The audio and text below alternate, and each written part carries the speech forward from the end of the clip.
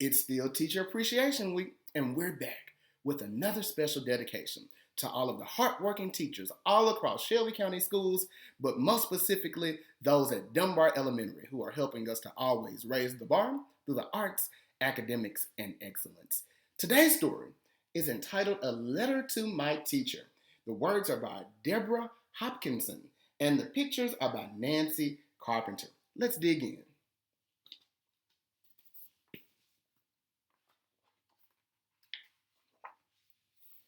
Dear teacher, whenever I had something to tell you, I tugged on your shirt and whispered in your ear.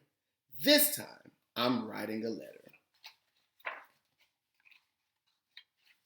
I hope you remember me. I was the one who marched to school that first day, splashing through every puddle I could find. I wore a bright yellow raincoat and a dark, stormy frown, because for me, school meant sitting still and listening. Two things I wasn't much good at. I stood there, ornery and dripping, just sure I'd get in trouble. But instead, you grinned at me. Good morning. Look at you, standing there like Mary Kingsley, just back from canoeing up the Agoo River. Who? I said. Where? Mary Kingsley, the fearless explorer, you explained. Someday we'll read about her. And crocodiles. Now get them up. Crocodiles? After taking attendance, you made a big announcement. Welcome. This year we'll be planning the first ever second grade garden. It will be our great experiment. Yay, we get to dig in the mud, I shouted. True. But first, we read about plants, you said. We'll use math to measure our plot, and we'll write our garden plan. Reading, math, writing. I was better at running and jumping. The next week, we visited the creek behind the school to learn about plants and water. When you weren't watching, I started to hop the rocks. Right in the middle, I got stuck. Look at me! I'm Mary What's-Her-Name, I yelled, trying to sound brave. Watch out for the crocodiles, you called back. Then you rushed to rescue me. On the way back, you held my hand and never told anyone how much I was shaking. All fall, I tried hard to sit still. Right before Thanksgiving vacation, you asked who wanted to take the Mouse Brothers home. Me! Pick me, I shouted.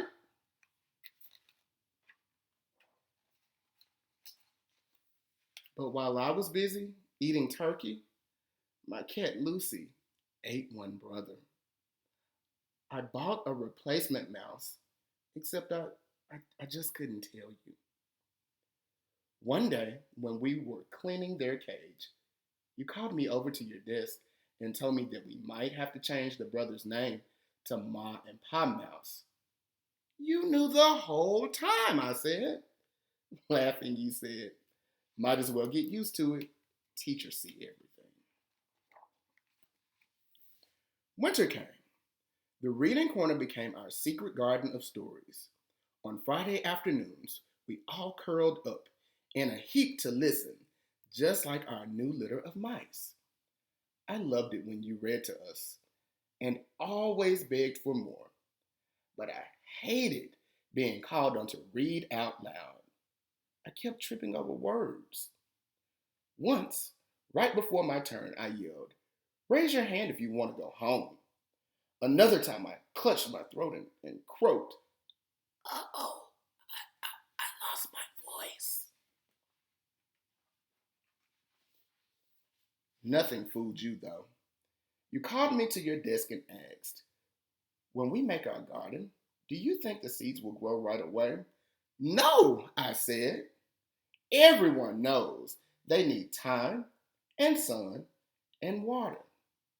Well, learning to read takes time too, you said. Now I think you have a cat. I nodded. Lucy, the one who likes mice. I'd like you to read to Lucy every day, you suggested. It might keep her out of trouble. I giggled. Maybe I'll read her Puss in the Boots.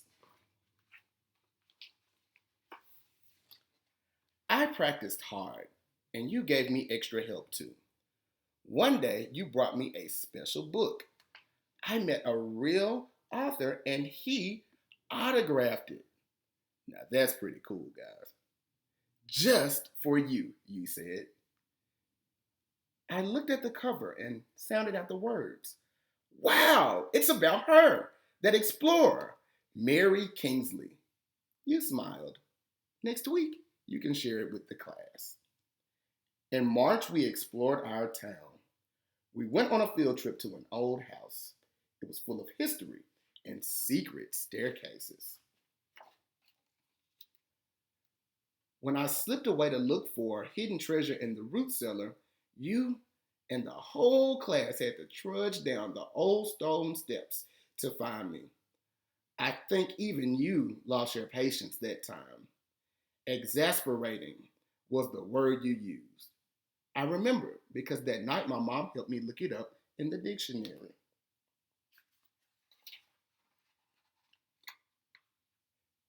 The day you brought in seeds for us to choose, I tugged on your shirt. Can we plant this kind? The packet says early spring. We can have bright red radishes in just a few weeks. Good reading and great idea, you said. Thanks to the math games we played, measuring our garden patch was easy. At last, we turned over our soil and we were ready to plant. I was Reddish Crew Chief and read out the instructions all by myself. All spring, we weeded and watered and kept garden journals too. On the Friday before summer vacation, we wrote out invitations to every class to come enjoy the salad we'd grown ourselves. Splendid spinach, said the principal. It's because of the worms, I explained.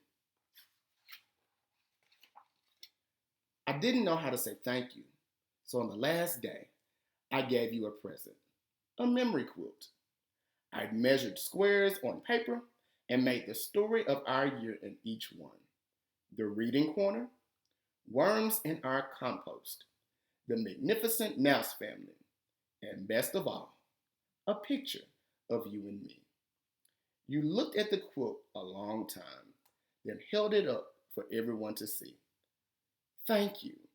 Now I'll never forget you all in the year of the second grade garden. Me neither, I promised, and I never have.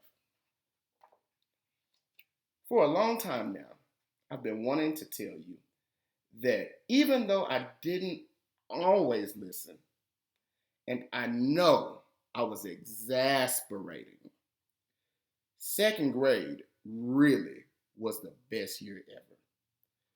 So I guess you won't be too surprised to hear that I still like to stomp through creeks, dig in the garden, and even read out loud to my cat.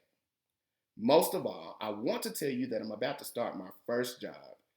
And tomorrow morning, when I go to work, I'll think about everything you helped me explore and try my best to be like you. Boys and girls, finally we end with thank you for being my teacher, your student. Listen, I know we're still quarantined and I know we are still social distancing, but boys and girls, take an opportunity and I encourage you to practice your writing skills by writing a letter to your teacher to express your appreciation of how this year has rolled out and how they have supported you. I know they would love to hear from you and they would cherish the kind words and thoughts that you have to share. Don't have any paper or pencil? Feel free to visit us on Facebook and drop your notes in the comments section. And we'll make sure that every teacher gets your thoughts. Teachers, we appreciate you and everything that you do to help SCS be 901. Enjoy your teacher appreciation.